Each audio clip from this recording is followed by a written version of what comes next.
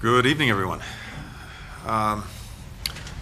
So we've had what I think I can accurately say is a busy few days here at the UN General Assembly. And in fact, this week marked the first UN General Assembly since President Biden took office, and I think it demonstrated the approach that the United States, under his leadership, is bringing to engaging in and with the rest of the world. We believe it makes a difference when the United States shows up, listens, leads. Gives us a unique platform to bring others together in tackling the great challenges of our time. It allows us to strengthen the rules and institutions that have helped defend our values and advance our interests for many years. And all of that ultimately is crucial to and comes down to trying to deliver for the American people, which is the animating principle behind our foreign policy. It's particularly important that we show up when some are trying to change the rules and principles at the core of the United Nations, which all member states have bound themselves to, including the most powerful countries. They agreed out of a shared recognition that this would ultimately serve not only humanity's interests, but their own, and that remains true today. They also agreed that advancing human rights and dignity was a core part of this enterprise, and that these rights are universal, not subjective values that vary from one society to another. And they rejected the claim that we sometimes hear today that the way governments treat people within their borders is their own business. Now, that doesn't mean that when we engage, we always agree, especially in a forum as big as the United Nations. But we engage because we recognize that, as President Biden put it, there's a fundamental truth in the 21st century, that our own success is bound up with others succeeding as well. To deliver for our own people, to confront what are truly global challenges in our time, we simply have to work together with other countries. So that's why you've seen the United States making such a determined effort to revitalize alliances and partnerships. We've reaffirmed our unshakable commitment to NATO, and in particular to Article 5, as well as our defense of our allies in East Asia. We're renewing, we're broadening, we're deepening engagement with the European Union and elevating the Quad partnership. We're re-engaging with regional institutions, from ASEAN to the African Union to the Organization of American States. And of course, we're revitalizing our engagement here at the UN. We rejoined the World Health Organization, the Paris Climate Agreement. We're seeking a seat at the Human Rights Council. We've re-engaged with the UN Population Fund, the UN LGBTI Core Group. We are determined to be at the table, and we are. And that's why you saw our team engaging in what President Biden called relentless diplomacy this week.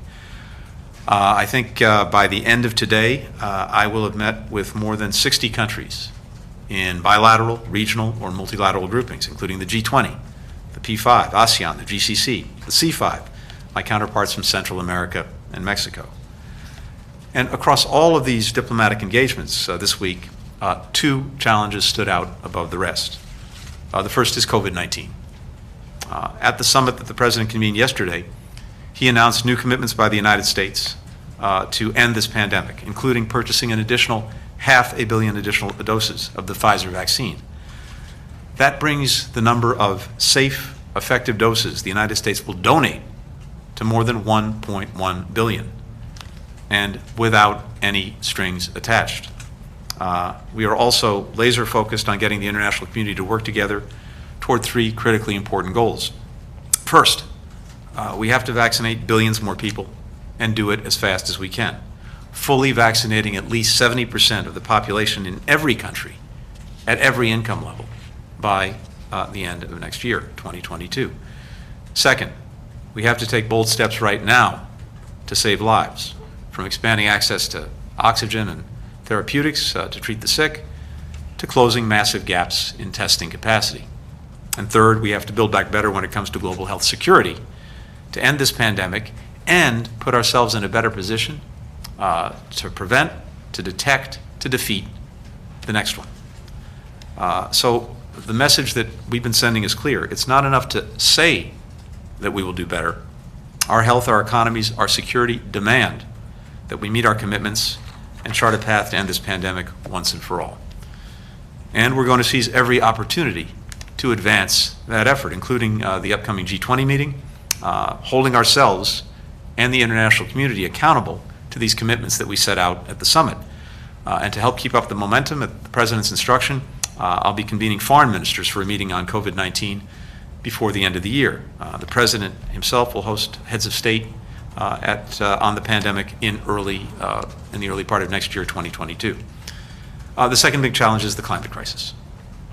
We are only weeks away now from COP26, and if we're going to prevent cataclysmic consequences and keep within reach the essential goal of limiting global warming to 1.5 degrees Celsius, every nation has to come to the table with their highest possible ambitions.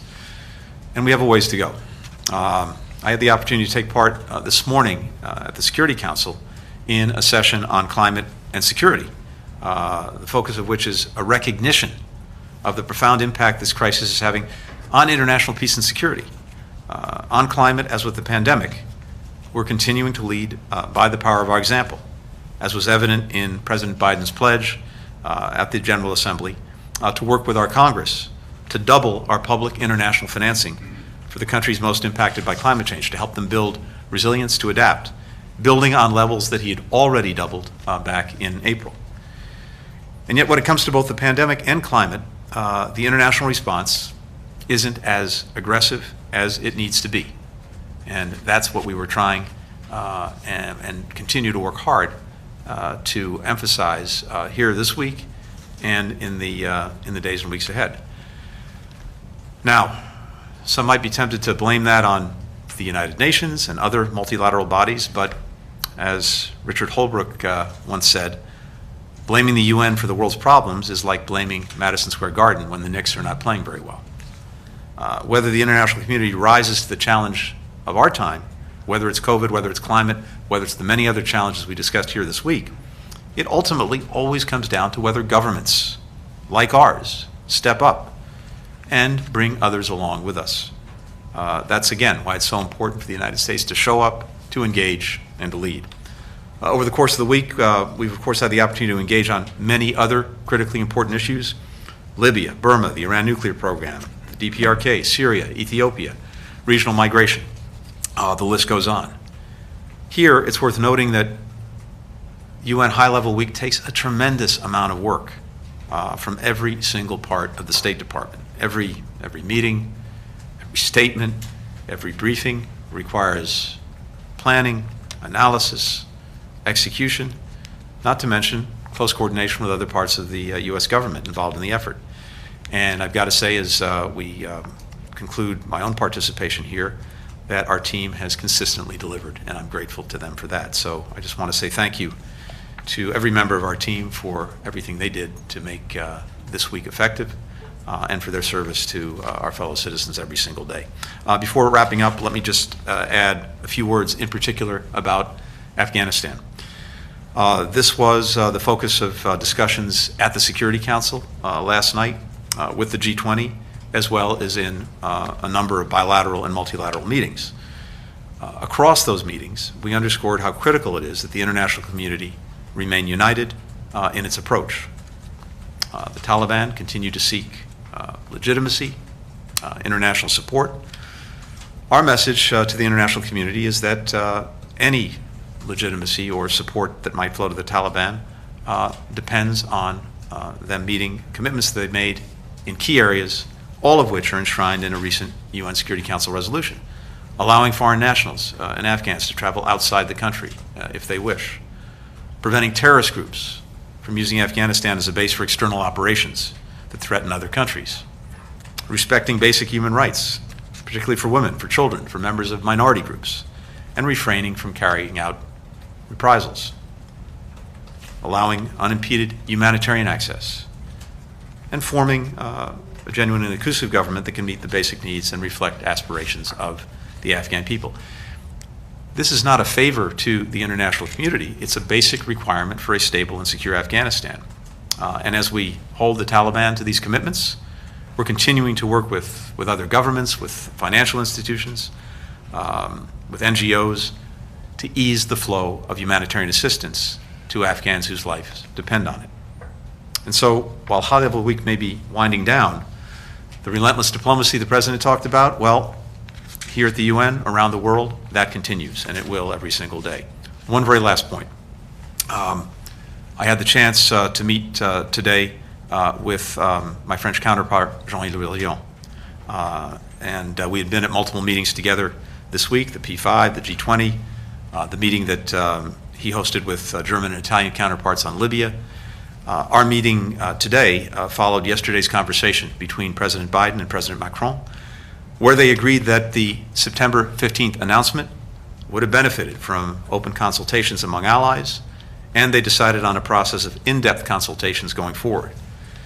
We recognize this will take time and hard work, and will be demonstrated not only in words, but in deeds. And I'm committed to working closely with Minister Le Drian on this crucial effort. On a personal note, I would just add that he and I have been friends for a long time, someone I hold in great esteem.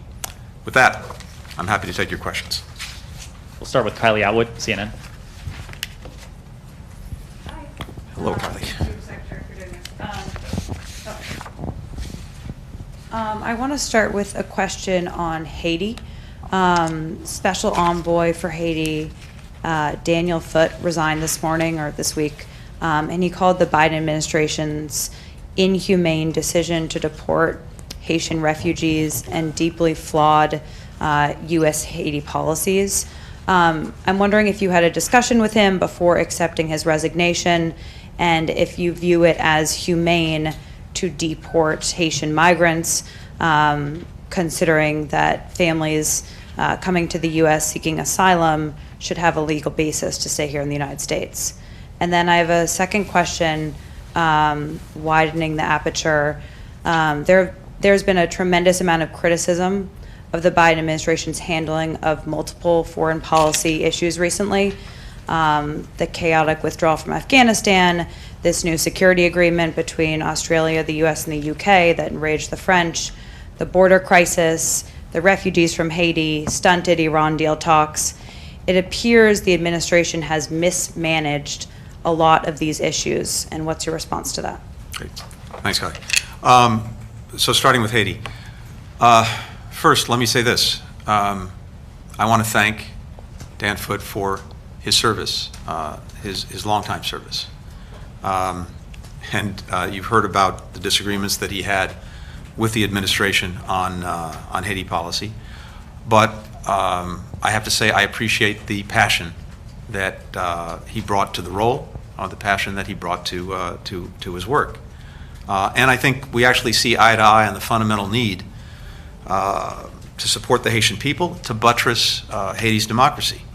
The fact is, there have been multiple senior level conversations on Haiti where all proposals, including those put forward by Special Envoy Foote, were fully considered in a rigorous and transparent process. And ultimately, the role of the President's cabinet, the role of his advisors, is to provide him with the best advice possible. We don't ignore ideas.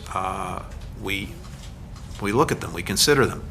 But we have a policy process, and one that, in our case, is very inclusive, but it's designed ultimately to decide which ideas would be effective in advancing our agenda, to make recommendations to the President, and as need be, the President decides.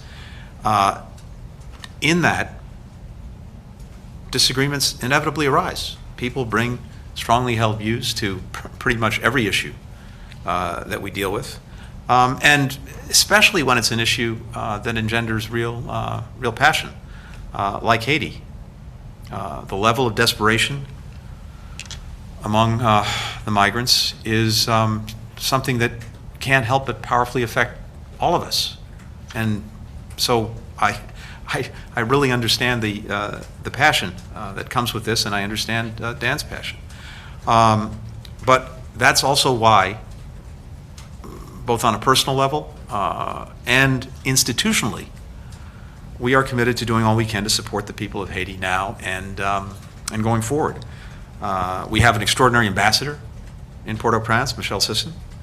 We have a newly confirmed, I'm happy to say, Assistant Secretary of State for Western Hemisphere Affairs, Brian Nichols, who will travel to Haiti. And together, Ambassador Sisson, Assistant Secretary Nichols will be leading our efforts, along with the remarkable work done by the U.S. Agency for International Development and Administrator Power and her team. So this is very much a focus of our efforts. I would say, additionally, and obviously I refer to, I would refer you to other colleagues, including DHS, on some of these questions.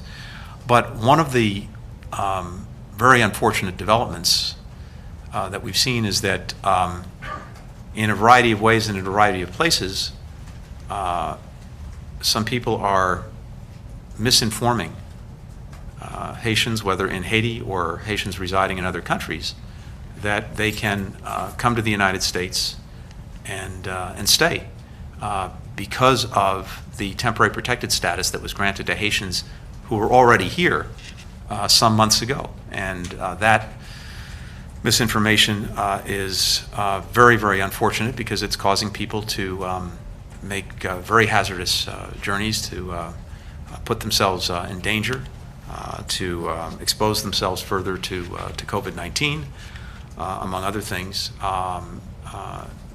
based on the erroneous information that they can come and stay. So we're working very hard, besides working to take care of Haitians, to make sure that people understand that they can't do that. Second broader question. Look, we could spend time talking about each of the specifics you referenced, but what I've heard here this week, especially in the wake of the President's speech, was a very strong and view almost across the board with everyone that I spoke to about their appreciation and their support for the vision that President Biden put forward in speaking to the General Assembly. A United States that is determined to work closely with other countries. A United States that understands that not a single one of the big problems and challenges we face, that our people face, the ones we've talked about, from COVID to climate to the disruptive impact of emerging technologies, not a single one can be addressed by any of us acting alone, including the United States, that we put a premium on working with others, and we put a premium on diplomacy. And the emphasis, the focus that he's given to dealing with COVID-19 and to dealing with climate change resonated throughout this institution, but so did the emphasis that he put on multilateralism and on standing up for human rights and democracy, and reminding all of us that at the heart of this entire system that we've all signed on to are people, individuals, not just nation states. So, look, as I said, we can talk about each of these specifics, but I've got to tell you what I've been hearing the last couple of days in response to the President's speech and the direction that he's taking us in was extremely positive and extremely supportive of the United States. Kylie, we need to move on. I'm sorry. Véronique Levillon. Thank you for taking my question. So you met with the Foreign Minister Jean-Yves Le Drian this morning to discuss the crisis. The French minister said that ending the crisis, I quote, would take time and would require actions. So could you be more specific? Sorry. What kind of specific actions did you discuss and could be taken in the coming months in shared interest? And also a sub-question about India. The Quad is gathering tomorrow, and Narendra Modi and Emmanuel Macron spoke together a few days ago, and they have a partnership, as you know, quite wide. And would you welcome nuclear submarine alliance between the two countries? Thank you. Thank you. Just a couple of things. First, and generally speaking, as I noted, we are working now at the direction of President Macron and President Biden on a process of in-depth consultations on a series of issues moving forward to, in very practical ways, deepen the cooperation and coordination between our countries, which for many years and in many ways is already remarkably strong, but we can do more and we can do better. I think that we very much welcome European engagement and French engagement and leadership in the Indo-Pacific. And that's a point that bears emphasis. The European Union strategy that came out on the Indo-Pacific a few days ago, a strategy in which France played a leading role in developing, is one that we very, very strongly welcome. We're going to put out our own revised strategy in the months ahead. It will be very much informed by what the European Union has done with France's very, very strong input. And so one area where we will look to deepen our cooperation and collaboration is in the Indo-Pacific, and there are many ways in which we can do that. Similarly, we're working already incredibly closely together in the Sahel, standing together against terrorism. France, just a few days ago as well, killed a senior terrorist leader who threatened both of us, and that was very important and significant action, following on the work that France does every day to protect our security in the Sahel with the strong support and collaboration of the United States. We will look at ways to do even more together in the Sahel. And of course, we will talk about transatlantic security and European security. We very much support efforts that France feels strongly about and has led on to strengthen European security and defense capacity as necessary to increase defense budgets. To do it, of course, in conformity with NATO, but it's very much in our interest and in Europe's interest for those capacities to be strengthened. We applaud the work, the leadership that France has shown, that President Macron has shown in this effort as well. So these are all things that we will no doubt be talking about, as well as work that we've been doing together in many other parts of the world where we have very strongly shared interests. And I'm not going to get into any specific hypotheticals about the future, but let me simply say that both France and the United States have very strong interests in strengthening even more our respective relationships with India. This is something that we strongly support. Sean Tandon, AFP. Thank you, Mr. Secretary. Could I ask you about Iran?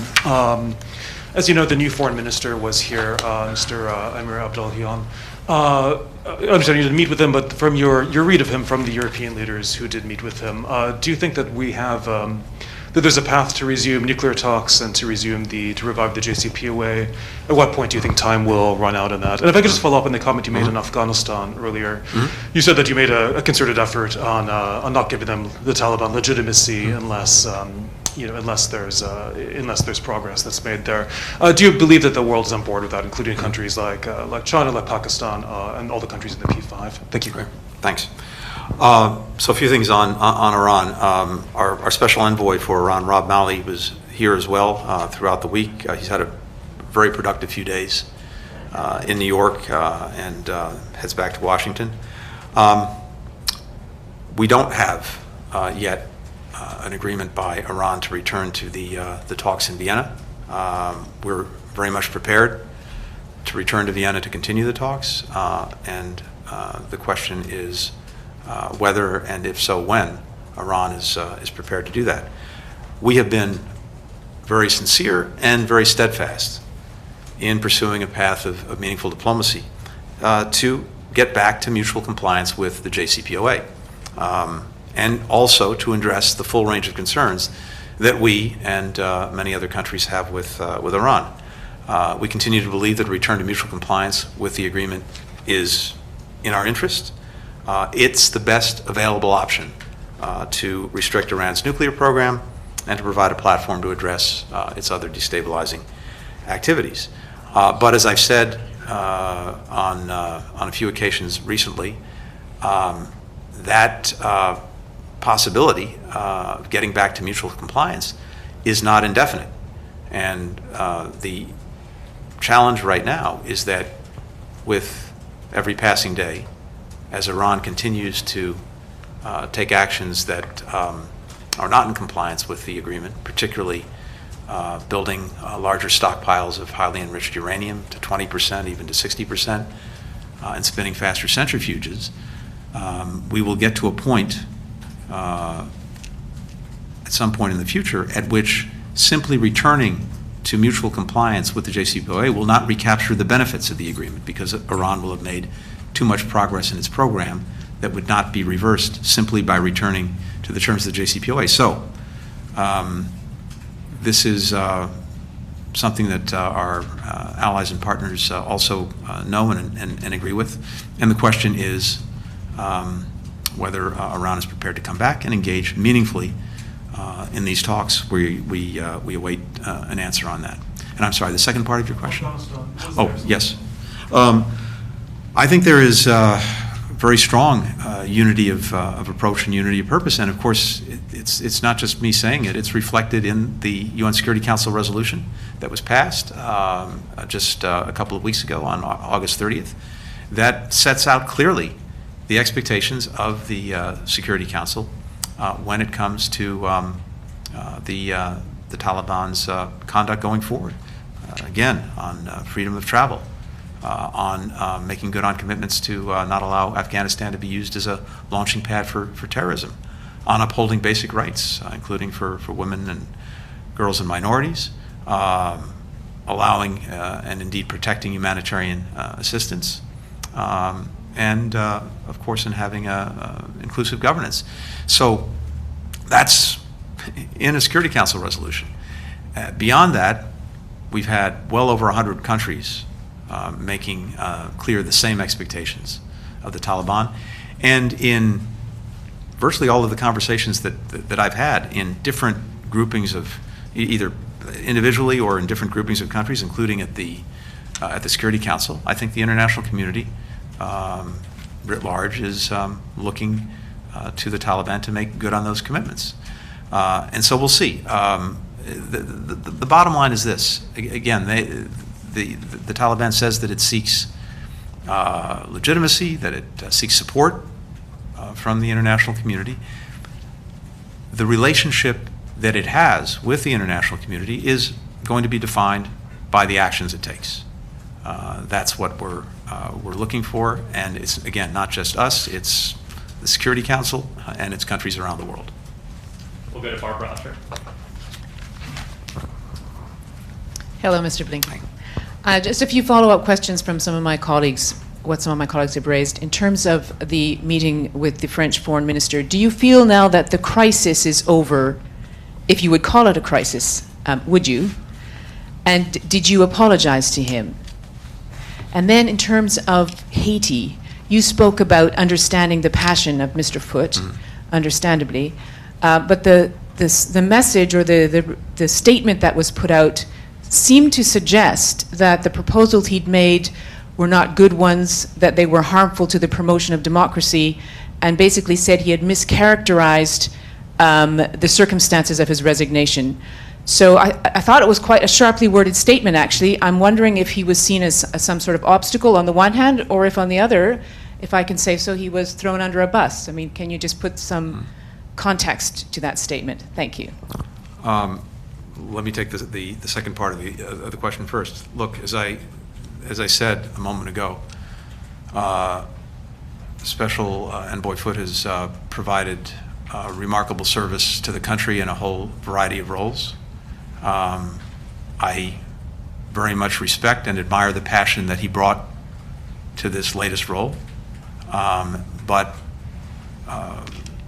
that does not mean that, by definition, particular policy or approach that he may have proposed or supported is necessarily the right one, or that as a result of the process we go through on every policy, it was preordained that that would come out in the direction that he proposed, or that anyone proposed. So again, I very much respect him, respect his service, respect his passion, but that doesn't mean that we can't and won't disagree on the right approach to take, the right policy to follow, and that's what this comes down to. And he decided that he would no longer feel comfortable serving in that capacity, and I respect that decision. With regard to France and to my colleague, Foreign Minister Le Drian, again, I think what I said before is how I see it and how we see it. We have a process decided on, agreed on by President Macron, by President Biden, of in-depth consultations moving forward. We recognize that this is going to take time. It's going to take hard work, and we need to demonstrate results not just in what we say, but in what we do together. I'm very committed to that. I will work closely with Jean-Yves in the days and weeks ahead, and I am convinced that our interests together are so strong, the values that we share so unshakable, that we will carry forward and get some good work done. But it will take some time, and it will take some hard work. And as I said, I'm determined to do it. Thank you, Mr. Secretary. Thank you, everyone, Thank you all very very much. Enjoy New York.